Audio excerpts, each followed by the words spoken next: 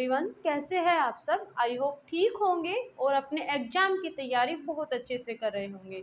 मैं अदिति उद्भव क्लासेस में आपका स्वागत करती हूं। आज फिर एनसीईआरटी की सीरीज में मैं आप लोगों के लिए एक नया चैप्टर लेकर आई हूं, जिसमें हम क्लास 3 का ईवीएस का न्यू एनसीईआरटी का चैप्टर 5 पढ़ेंगे, जिसका नाम है पेड़ पौधे और पशु पक्षी है साथ। इस चैप्टर में आपको ये बताया गया है कि पेड़ पौधे और पशु पक्षी एक साथ एक दूसरे पर डिपेंड रहते हैं और कैसे वो एक साथ रहते हैं। इससे पहले भी मैं आप लोगों के ईवीएस के कई सारे चैप्टर करा चुकी हूँ। साथ के साथ मैं आपको इम्पोर्टेंट फैक्ट भी बताती हूँ, जिससे आपको जो प्रीवियस क्वेश्चन है उनको कंप्लीट करने में कोई प्रॉब्लम न हो। न्यू एनसीईआरटी के कंप्लीट होते ही हम ओल्ड एनसीईआरटी को कंटिन्यू करेंगे और साथ के साथ हमारी जो आगे की क्लासेस है उनको भी कंटिन्यू करते हुए चलेंगे। ये क्लासेस आपको चैप्टर वाइज मिलती है, हर एक चैप्टर के बहुत ही इम्पोर्टेंट नोट्स आपको मिलते हैं और साथ के साथ आप इनकी पीडीएफ भी ले सकते हैं।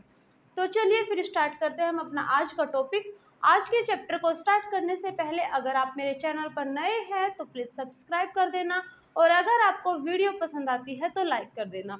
सबसे पहले पेड़ पौधे और पशु पक्षी है एक साथ या है साथ।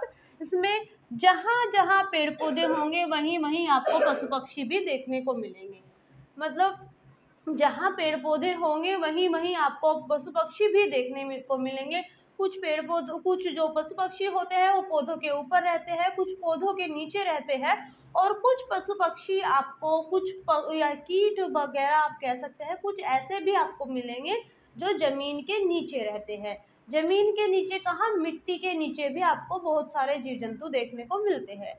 आई होप ये सारी चीज़ें आपको पता है, क्योंकि जब हम खुदाई करते हैं तो आप लोग देखते हैं कि छोटे छोटे कीड़े मकोड़े या और बहुत सारे जीव जंतु या पशु आपके बहुत सारे जो जीव जंतु है, कीट पतंगे हैं, वो आपको दिखाई देते हैं। और अगर हम पेड़ पौधों की बात करें तो पेड़ पौधों में भी आप क्या देखते हैं कि पेड़ पौधों में भी आपको बहुत सारे कुछ पेड़ पौधों के ऊपर, कुछ पत्तियों पर, कुछ टहनियों पर, हर जगह आपको ये पशु पक्षी देखने को मिलेंगे। तो फिर बात करते हैं कि मिट्टी, तो मिट्टी क्या होती है। मिट्टी पृथ्वी की सबसे ऊपरी सतह होती है, या ये कह सकते हैं पृथ्वी की सबसे ऊपरी परत को हम मिट्टी कहते हैं। इस मिट्टी का निर्माण कैसे होता है, ये मिट्टी चट्टानों के छोटे छोटे टुकड़ों के टूटने से ये इस मिट्टी का निर्माण होता है। या ये भी कह सकते हैं कि जैसे चट्टान छोटे छोटे टुकड़ों में टूटती है, धीरे धीरे मिट्टी का निर्माण होता है। इस मिट्टी में केवल चट्टान के छोटे छोटे टुकड़े नहीं पाए जाते, इस मिट्टी में चट्टान के छोटे छोटे टुकड़ों के साथ साथ पेड़ पौधों की सूखी पत्तियां, जड़ें, तने और कुछ मृत जानवर या जंतु और कीट आदि भी होते हैं।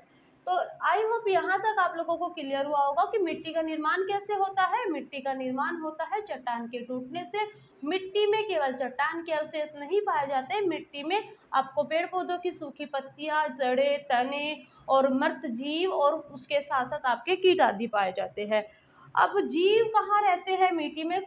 मिट्टी में जीव कुछ मिट्टी के भीतर रहते हैं, कुछ मिट्टी के बाहर रहते हैं, और कुछ गीली मिट्टी में पाए जाते हैं। तो जो जीव आपको मिट्टी के भीतर पाते हैं, तो ये मिट्टी के भीतर जो आपको छोटे छोटे जीव जंतु मिलते हैं, जैसे आप कह सकते हैं कॉकरोच, दीमक, आपके चींटी वगैरह, ये सारे आपके क्या है, ये आपके मिट्टी के अंदर पाते हैं। सॉरी, मिट्टी के अंदर आपके क्या है, छोटे छोटे जीव जंतु, जैसे आपको कॉकरोच वगैरह देखने को मिलेंगे, और बहुत सारे कीट पतंगे आपको मिट्टी के अंदर मिलते हैं। इसके साथ साथ मिट्टी के अंदर कुछ ऐसे जीव होते हैं जिनको हम देख सकते हैं, और कुछ ऐसे जीव होते हैं जिनको हम नहीं देख सकते। वे इतने छोटे होते हैं कि उनको हम आसानी से नहीं देख सकते।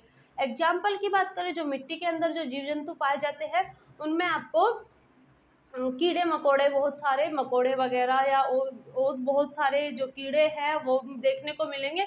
और अगर आप बैक्टीरिया वगैरह को देखेंगे तो जर्म्स, जिनको हम बोलते हैं बैक्टीरिया, वायरस, उनको हम नग्न आँखों से नहीं देख पाते। तो आई होप यहाँ तक क्लियर हुआ होगा कि मिट्टी के भीतर कुछ जीव ऐसे होते हैं जिनको हम देख सकते हैं, और कुछ जीव ऐसे भी होते हैं जिनको हम नहीं देख सकते। फिर मिट्टी के ऊपर कुछ जीव मिट्टी के ऊपर पाए जाते हैं, मतलब उनको हम आसानी से देखते हैं। कुछ की तो खुदाई करने के बाद, हमने बात की कि मिट्टी के भीतर रहते हैं, खुदाई करने के बाद हमको मिलते हैं।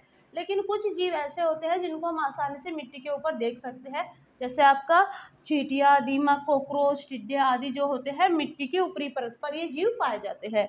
जब बारिश हो जाती है तो बारिश के बाद जैसे ही आपकी मिट्टी गीली हो जाती है तो उस टाइम आपको बहुत सारे जीव देखने को मिलते हैं।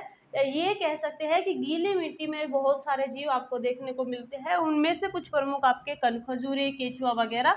और उसके साथ साथ जो गीली मिट्टी हो जाती है वर्षा के समय, उस टाइम आपको घास और तरह तरह के पौधे भी बहुत ज़्यादा संख्या में देखने को मिलते हैं।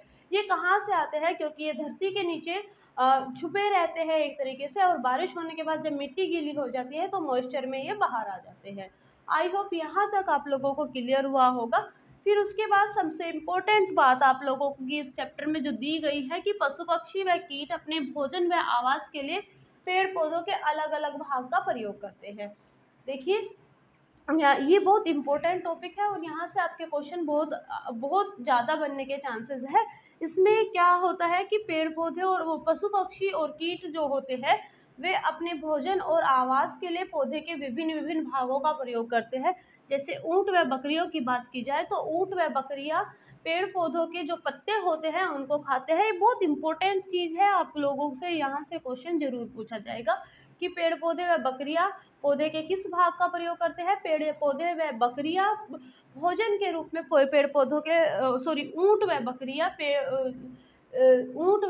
पेड़ पौधों के पत्तों को भोजन के रूप में प्रयोग करते हैं। दूसरी बात, आपको उल्लू व अन्य पक्षी कुछ अन्य पक्षी ऐसे होते हैं जो पेड़ पौधों के जो पेड़ होते हैं, पेड़ के कोटर, या ये कैसा कोटर क्या होता है, जो तना होता है, तने में एक खोखला गड्ढा बन जाता है, उसको हम कहते हैं तने का कोटर।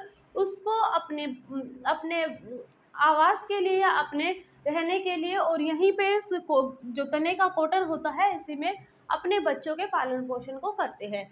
उसके बाद बात करते हैं गिलहरियाँ और कोए। गिलहरियाँ और कोहे अपने बच्चों के पालन पोषण के लिए और अपने रहने के लिए पेड़ पौधों के तिनकों से अपना घोंसला बनाते हैं और यहीं पे अपने बच्चों का पालन पोषण करते हैं। बंदर की बात की जाए तो बंदर क्या करता है? बंदर पेड़ पौधों के फलों को खाता है, पेड़ पौधों से जो फल होते हैं उनको भोजन के रूप में प्रयोग करता है।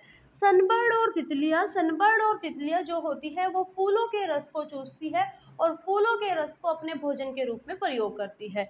दर्जन चिड़िया, ये बहुत इंपॉर्टेंट है दर्जन चिड़िया, और कई बार क्वेश्चन आपसे पूछा जाता है कि दर्जन चिड़िया जो होती है, दर्जन चिड़िया पेड़ों के पत्तों को सीलकर अपना घोंसला बनाती है। ये बहुत इंपॉर्टेंट फैक्ट है कि दर्जन चिड़िया पेड़ पौधों के पत्तों को सीलकर अपना घोंसला बनाती है और उसी में अपने बच्चों का पालन पोषण करती है। आई होप यहाँ तक आप लोगों को क्लियर हुआ होगा।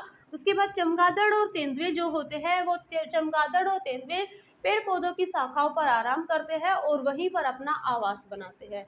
चमगादड़ और तेंदुए क्या करते हैं? पेड़ पौधों के शाखाओं पर रहते हैं, वहीं पर अपना आराम करते हैं और वहीं पर अपना आवास बनाते हैं। नेक्स्ट आता है आपका इल्ली, जिसको हम कैटरपिलर भी कहते हैं। ये पत्तियों को खाकर अपने भोजन की पत्तियों को खाती है, या ये कह सकते हैं अपने भोजन के रूप में पत्तियों का प्रयोग करती है, इनको खाती है। तो ये बहुत इंपॉर्टेंट चैप्टर है। यहाँ से आपका सबसे ज़्यादा आपके जो बनने के चांसेस है, एक तो आपके ये क्वेश्चन यहाँ से बनेंगे और एक यहाँ गीली मिट्टी में आपसे ये पूछा जा सकता है कि कौन कौन से जीव होते हैं, और ये वाला पोर्शन जो है आपका कि जो इम्पोर्टेंट फैक्ट है, यहाँ से आपके क्वेश्चन बनने के चांसेस बहुत ज़्यादा है। तो आई होप यहाँ तक आप लोगों को क्लियर हुआ होगा। आज के लिए बस इतना ही। अगर आपको वीडियो अच्छी लगी है तो लाइक कर देना और चैनल को सब्सक्राइब कर देना। Thank you.